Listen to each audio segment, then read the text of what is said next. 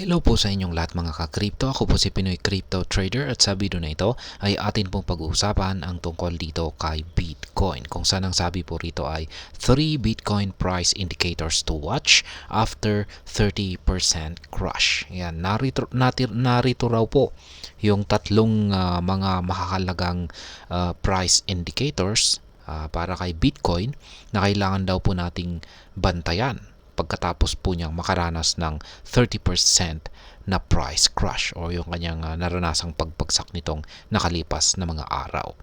Kaya yan po ang ating pag-uusapan sa video na ito, pero bago po natin malaman yung tatlong indicators na yan ay nais ko lamang po munang bigyang linaw ang aking disclaimer kung saan ang nilalaman po ng video na ito ay hindi po ito isang financial advice. For education and information purposes lamang po ang layunin nito. Maliban po dito ay nais ko na rin pong magbigay babala na wala pong kahit anumang group chat ang Pinoy Crypto Trader. At ayan po, sa ating pagpapatuloy ay ang sabi po rito ay Bitcoin price fell as low as $49,111 on Monday, August 5. Three technical price indicators suggest BTC is now headed for an imminent bullish reversal as the month unfolds. Kaya ayan. Ang pinakamababa po kasing presyo kung saan bumagsak itong si Bitcoin ay naganap nitong August 5, Monday po yan. At bumagsak po sa pinakamababang presyo itong si Bitcoin na nasa $49,111. Ngayon ay meron po tayong tatlong mga technical indicators dito kay Bitcoin ang nagsasabi na meron na raw pong isang nalalapit na bullish reversal itong na magaganap yan sa mga paparating na araw or buwan dito kay Bitcoin. Pag sinabi po nating imminent bullish reversal ay makakabangon na po sa pagkakabagsak itong si Bitcoin at ito po ay magtutuloy-tuloy na sa kanyang pag-angat sa presyo. Kaya ayan, ang pinakaunang indicator po natin dito ay ang tinatawag na BOP. Ito po yung balance of power. Ayan, balance of power suggests buyers are in control. Ayan, base po sa indicator na ito ay yung mga buyers daw ang may control sa market ni Bitcoin. At kung yan po yung kalagayan ni Bitcoin ay syempre yung mga buyers ay wala po silang ibang layunin kundi ang paangatin ang presyo ni Bitcoin. At ayan, the balance of power or BOP indicator is a technical analysis tool used to measure the strength of buying and selling pressure in the market. At ayan po, ang balance of power indicator na ito ay isa po itong technical analysis tool kung saan ay ito po ay sinusukat niya yung puwersa ng buyer at saka mga sellers yan sa market. Dito sa market ni Bitcoin or sa kahit na anumang cryptocurrencies kung saan po natin ginagamit ang indicator na ito. At ayan, when the BOP indicator has a positive value, it suggests that there is a buying pressure. And when it has a negative value, it indicates selling pressure. Kaya ganyan lamang po kadali ang nagamitin ang BOP indicator dito. Kung pag nakikita po natin na meron po siyang positive value, ay nagsasabi po ito na mas nakakalamang ang mga buyers or nakakaranas po ng buying pressure ang market. Pero kapag negative naman po ang kanyang value, ay mas nakakalamang naman po ang mga sellers or nakakaranas ng selling pressure ang market. Kaya yan, ito po yung chart at yung balance of chart po ito ni Bitcoin. Yan, Bitcoin USD pair po ito. Daily chart po ito. At dito po sa ibaba natin makikita yung balance of power. At nakikita po natin na 0.68 yung kasalukuyang balance of power dito sa daily chart time frame ni Bitcoin. At ayan, dahil isa po itong positive na value ay nagsasabi po ito na mas nakakalamang ang mga buyers or nakakaranas na po ng buying pressure itong si Bitcoin.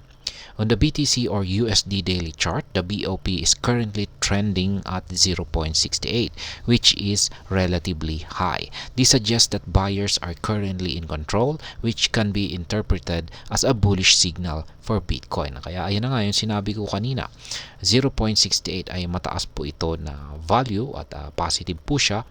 At nagsasabi na yung mga buyers ang may control sa market ni Bitcoin. Kaya sa madaling salita ay ang signal po ng ating BOP ay isang bullish signal na nagsasabing magpapatuloy po sa pag-angat si Bitcoin.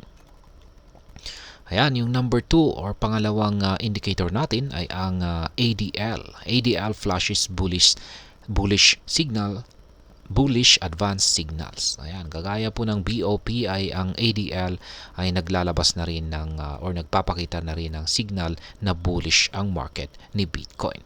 The advanced decline line or ADL is another key indicator flashing bullish signals for Bitcoin price action. This indicator tracks the cumulative difference between advancing and declining assets. Kaya ayan na rin. Ang ADL ay ito po yung advanced decline line. Ayan, at siya po ay nagbibigay ng bullish signals dito sa price action ni Bitcoin. Kaya ayan, typically a rising ADL suggests that asset price is advancing more intensely than it is declining, indicating overall market strength. Kaya ayan, kung pag umaangat daw po ang ADL line, ay nagsasabi po ito na mas lalong tumitindi ito. Ayan, mas lalong tumitindi ito kumpara sa nagdi-decline ito. Ayan, nagpapakita po ito ng kabuuang pwersa ng buong market. Kaya yan, yung nandito po sa ibaba, ayan po yung ADL. Ayan, ADL dito sa daily chart time frame ni Bitcoin, at yung kanyang value ay nasa 1,515.54. As seen in the chart above, the ADL is currently 1,515.54, which is on an upward trajectory. Kaya yan, dahil sa nasa 1,515.54 ang value ng kasalukuyang ADL natin dito sa daily chart time frame ni Bitcoin, ay nagpapakita po ito ng isang upward trajectory. At gaya ng sinabi ko po kanina, gaya po ng sabi rito kanina, ay kung pag nag-a-advance ang yan ang asset price, yan, kapag umaangat po ang ADL ay nagsasuggest po ito ng asset price ay mas lalong yan umaangat ng yan patindi ng patindi.